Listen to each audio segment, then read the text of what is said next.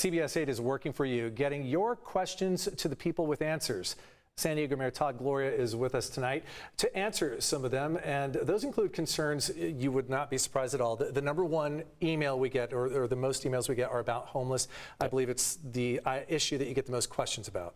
And the one I work the most on, number one priority. Let's get right to our viewers' emails. Gail wrote us. She wrote, I'm interested in knowing why the mayor is asking that the homeless take their tents down only in the downtown area.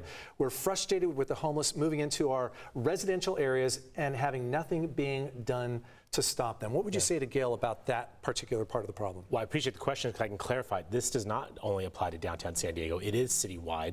But I do ask for folks' patience. This has been in place for a little more than a week and a half, and it does give our officers time to actually do this. What I would say to Gail and to anyone else is to report encampments on our Get It Done app. That is where we direct resources to advance both the outreach that goes first and then the enforcement effort. But this is a part of our effort to make sure that our public rights of way are clean, sanitary. Your viewers well remember the 2017 hepatitis crisis that killed 20 homeless people. We're not going to have that happen again in our city, and this is one way that we can prevent that. And is there a misunderstanding on what this particular initiative is? Because in some of those areas, they may not be encampments on right-of-ways. These are walkways that you have to clear, right? So if they're blocking a walkway in one of those areas of the city that people are talking about, those are going to be cleared out as well. That is correct. So public rights of way, I mean, it's the encroachment into the public realm, places where you and I, school children, disabled folks, they need the ability to access that public space. It belongs to all of us, not to one individual. Sometimes encampments do happen on a private property. That becomes more complex, more time consuming, but eventually, you know, we are not a place where you should be able to sleep outdoors. It's not compassionate to have that happen, and importantly, this is a part of making sure our city is safe and sanitary.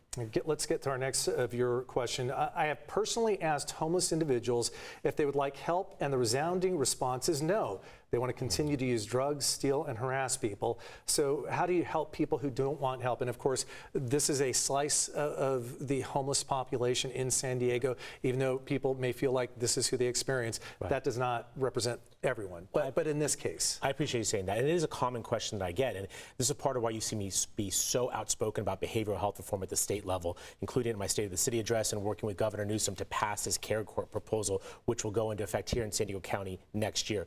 It means that we have to provide compulsory assistance to severely mentally ill people, something that has not been the case up until this point. This is a game changer. But at the same time, we're not waiting for that to make a change. We have coordinated street outreach that operates in every council district in our city every single day, and it is a proven method of establishing trust and rapport with these individuals. The motto is today's no might be tomorrow's yes. And so it's that repeated contact that has gotten people to accept shelter and get on their way to housing. It is a tedious, time-consuming process, and for every one of those folks that do that work, they have my unending appreciation. That is difficult, often not well-paid work, but it is that repeated contact that gets those people to finally say yes. And when it comes to shelters right now, I mean, it is so hard to get people to take advantage, but when it comes to actual shelter beds available, so the city count earlier this year had about 4,800 homeless individuals identified in the streets of San Diego earlier this year. At that point, I think there was 1,200 beds, but we've added. How many have you added since then, and how many more can we see coming? So we've added about 420 additional beds. We're basically somewhere around 1,400 or so. They'll be and with over 90% occupancy. By next year, I believe we'll be at about 2,000, and so we're continually adding. You see at the old Central Library making that conversion, taking the Pier 1 that was on Sports Arena Boulevard that's now a shelter, a new women's shelter in downtown San Diego. We're looking at other city-owned properties and others, not just for shelter, but for safe parking. All of this adds up to our ability to get more people off the streets and to provide more enforcement for folks like Gail who see these encampments in their neighborhood that they're troubled by. But when people hear those numbers, it sounds like a huge gap, 4,800 to 2,000. Can you explain that to people? Do we need to be adding 2,000 more? If so, why haven't we? Well, it's not just the shelter, it's the housing, right? These folks graduate out of the shelters into housing. Okay. Just last year, 1,268 people in the city of San Diego graduated out of our street outreach and shelter programs into permanent housing, so making way for that bed to be used by somebody else. So it's not that we need the full number of shelter beds, we need a lot more housing, and you see us moving aggressively to add more housing at places like the Sports Arena and other places to provide the permanent location. But ultimately, Carla, what we have to do is be repetitive in this effort, and I must point out, you quoted the numbers for the city of San Diego. Yes. There's basically an equal number in the other 17 cities and unincorporated areas in the county of San Diego.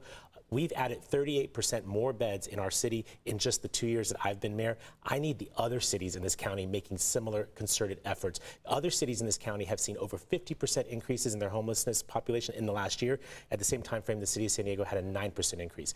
It is not just a city of San Diego issue. It's not just a downtown issue. It is a countywide, statewide, nationwide problem.